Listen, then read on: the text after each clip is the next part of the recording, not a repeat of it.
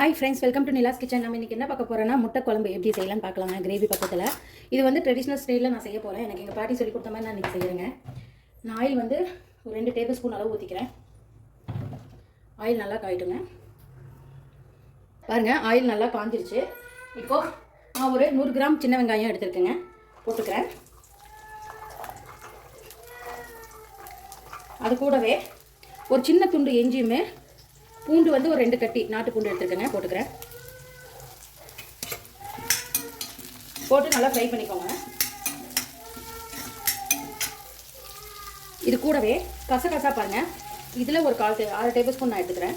நான் இன்றைக்கி கொஞ்சம் குவான்டிட்டி தான் செய்கிறேன். உங்களுக்கு அதிகமாக செய்யணும் இந்த ஐட்டம்ஸ்லாம் கொஞ்சம் எக்ஸ்ட்ரா ஆட் பண்ணிக்கோங்க. இது நல்லா வதக்கணுங்க. இது ஆனியன் வதங்கிறதுக்கு நான் கொஞ்சமாக கல்லுப்பு ஆட் பண்ணிக்கிறேன், சீக்கிரம் வதங்கிடும். அதுக்காக நல்லா வதங்கட்டும், காமிக்கிறேன். எந்த அளவுக்கு வெங்காயம் வதங்கிட்டு இருக்கு. இந்த ஸ்டேஜில் சோம்பு அதே 1/2 ஸ்பூன் அளவு, கசகசா எவ்வளோ போட்டோமோ அதே அளவு போட்டுக்கிறேங்க. மீதி எல்லாமே நம்ம கறி மசாலா போட்டிருக்கோம். இது கொஞ்சம் ஃப்ளேவர் நல்லாயிருக்கும் அப்படிங்கிறதுக்காக இதில் எக்ஸ்ட்ரா ஆட் பண்ணுறேன். நான் ஃப்ளேவர் நல்லா வரணும் அப்படின்னா நீங்கள் ஆட் பண்ணிக்கோங்க, நான் வேண்டியதில்லை. ஸோ கருவேப்பிலை நான் வந்து ஒரு 3 இன்ச்சு போட்டிருக்கேன். உங்கள்கிட்ட ஆல்ரெடி நான் வீடியோவில் சொன்னது தான். கருவேப்பிலை நான் அதிகமாக தான் சேர்த்துவேன். என்னோட குழம்பு எல்லாத்துலேயுமே கருவேப்பிலை இருக்கும் அதிகமாக. பாருங்கள், இந்த மாதிரி நல்லா டீப்பாக ஃப்ரை பண்ணிக்கோங்க.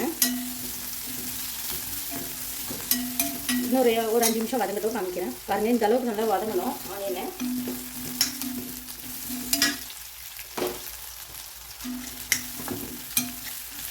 ஆனியன் நல்லா வதங்கிடுச்சுங்க. இப்போது நான் வீட்லேயே அரைச்ச கறி மசாலா தூளுங்க இதில் எடுத்துருக்கேன். இதில் குழம்பு தூள் இல்லை, இது கறி மசாலா தூள் 3 டேபிள் ஸ்பூன் அளவு நான் போட்டுருக்கேங்க. இதில் காரம் எல்லாமே இருக்குங்க, எல்லா ஸ்பைசஸும் ஆட் பண்ணியிருக்கோம். இதோட வீடியோ வேணுமா நான் லிங்க்கில் கொடுக்குறேங்க.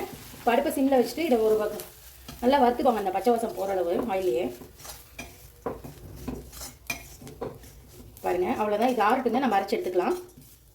இது ஆறுற வரைக்கும் நம்ம அதை முட்டையை ஃப்ரை பண்ணிக்கலாங்க. நான் முட்டையை ஃப்ரை பண்ண தோசை தவா எடுத்துக்கிறேங்க. ஆயில் வந்து ஒரு 2 டேபிள் ஸ்பூன் அளவு ஊற்றிக்கிறேன். போதும், ரொம்ப வேண்டியதில்லை. ஆயில் நல்லா காஞ்சிருச்சு. இந்த ஆயிலில் கொஞ்சமாக மஞ்சத்தூள் நான் ஆட் பண்ணிக்கிறேன்.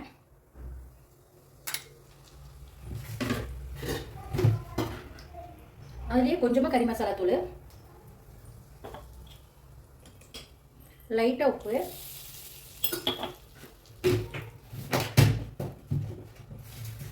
இது இப்படி ஆட் பண்ணிவிட்டுங்க. நம்ம எடுத்து எக்கு 2 கட் பண்ணி எடுத்துருக்கேன். இதை ஃப்ரை பண்ணி எடுத்துக்கலாம்.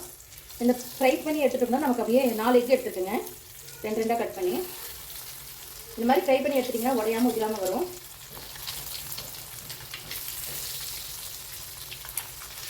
அவ்வளோதான். இது நல்லா ஃப்ரை ஆகட்டும் சைடு.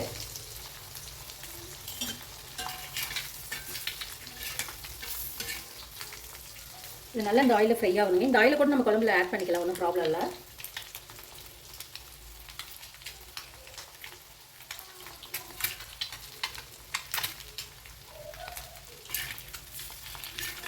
இன்னும் கொஞ்சம் ரோஸ்ட் ஆகணுங்க.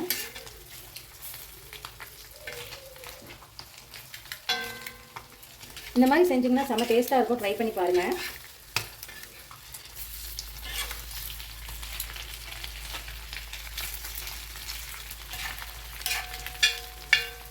நமக்கு அந்த எக்கு குழம்புலேருந்து எடுத்து சாப்பிடல அவ்வளோ டேஸ்ட்டாக இருக்கும் இந்த மாதிரி செஞ்சிங்கன்னா. பாருங்கள், இந்த மாதிரி நல்லா வதக்கி வைக்க. அவ்வளோதான். இது ஒரு பவுலில் நம்ம மாற்றிக்கலாங்க, தட்டில்.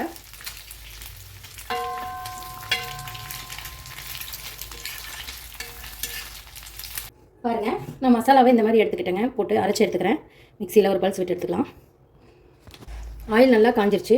இப்போ கடுகு 1/4 டேபிள் ஸ்பூன், சோம்பு 1/2 டேபிள் ஸ்பூன், சீரகம் 1/4 டேபிள் ஸ்பூன் போட்டுங்க. இது நல்லா பொரியணும் நமக்கு. பாருங்கள், இது நல்லா வெடிச்சிருக்கு. இப்போ சின்ன வெங்காயம் ஒரு 5 வெங்காயத்தை பொடியாக கட் பண்ணியிருக்கேன், போட்டுக்கிறேன். இது நல்லா டீப்பாக ஃப்ரை ஆகணும் நமக்கு. இது நல்லா ஃப்ரை ஆகட்டுங்க. இந்த அளவுக்கு ஆனியன் நல்லா ஃப்ரை ஆகணும் நமக்கு, அப்போ தான் டேஸ்ட் சூப்பராக இருக்கும். நான் இப்போ ஒரே ஒரு சின்ன தக்காளி எடுத்துருக்கேங்க, போட்டுக்கிறேன். இது இந்த ஆயிலில் நல்லா ஃப்ரை ஆகணும். இது கொஞ்சமாக மஞ்சள் 1/4 டேபிள் ஸ்பூன் ஆட் பண்ணிக்கிறேங்க. நல்லா டீப்பாக ஃப்ரை ஆகட்டும்.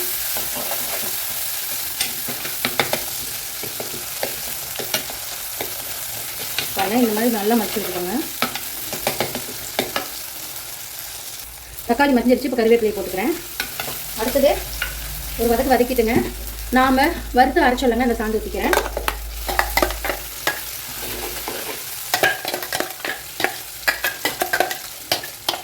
ஊற்றி நல்லா மிக்ஸ் பண்ணிக்கோங்க ஒன்ஸு.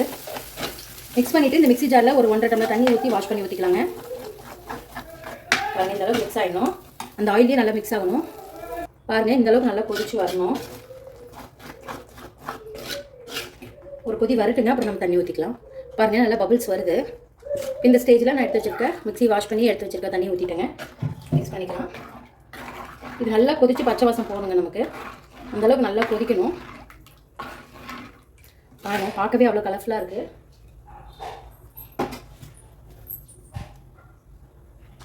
பாருங்கள் எந்த அளவுக்கு நல்லா கொதிக்குதுன்னு.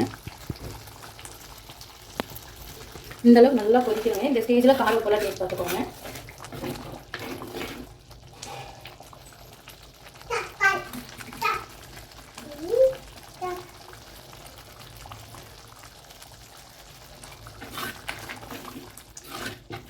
நான் கொஞ்சம் காரம் பத்தலைங்க, நல்லா ஆட் பண்ணிக்கிறேன். காரத்துக்கு நான் கொஞ்சமாக பெப்பர் ஆட் பண்ணிக்கிறேங்க. ஒரு 1/2 டேபிள் ஸ்பூன், இந்த ஸ்பூனில் ஒரு 1/2 இது ஆட் பண்ணிக்கிறேன். இந்த மாதிரி பெப்பர் ஆட் பண்ணி செய்யும்போது செம்ம டேஸ்ட்டாக இருக்குங்க. நீங்கள் ட்ரை பண்ணி பாருங்கள். எல்லாமே நான்வெஜ் குழம்பு எல்லாத்துக்குமே பெப்பர் கொஞ்சம் ஆட் பண்ணிங்கன்னா கடைசியாக நல்லா இருக்குங்க. இது என்னோட ட்ரிக்கு. இது நல்லா கொதிக்கட்டுங்க. இன்னொரு 5 நிமிஷம் நல்லா வேகட்டும். பாருங்கள், நல்லா கொதிக்குது. இப்போ கொஞ்சம் உப்பு பத்தலை, அதனால கொஞ்சமாக ஆட் பண்ணிக்கிறேன். நீங்கள் டேஸ்ட் பார்த்துட்டு அதுக்கு அந்த மாதிரி ஆட் பண்ணிக்கோங்க. கூட குறைச்சலாம். நல்லா டீப்பாக ஃப்ரை பண்ணிக்கோங்க.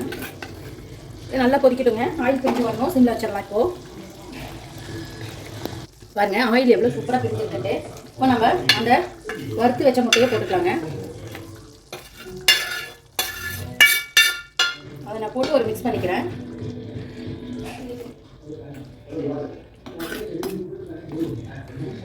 பாருங்கள், எவ்வளோ சூப்பராக இருக்குது பார்க்கவே. அவ்வளோதான், ஒரு கொதி வந்தோடனே ஆஃப் பண்ணிடலாம். ஆயிலெலாம் நல்லா பிரிஞ்சு வந்துருச்சு. எக்கும் பாருங்கள் எவ்வளோ மசாலாவோட மிக்ஸ் ஆகி எவ்வளோ சூப்பராக இருக்குன்னு. அவ்வளோதான், இந்த ஸ்டேஜில் கருவேப்பிலை கொத்தமல்லி நான் தூவிக்கிறேங்க. சூப்பரான ஒரு முட்டை குழம்பு ரெடி ஆயிடுச்சுங்க.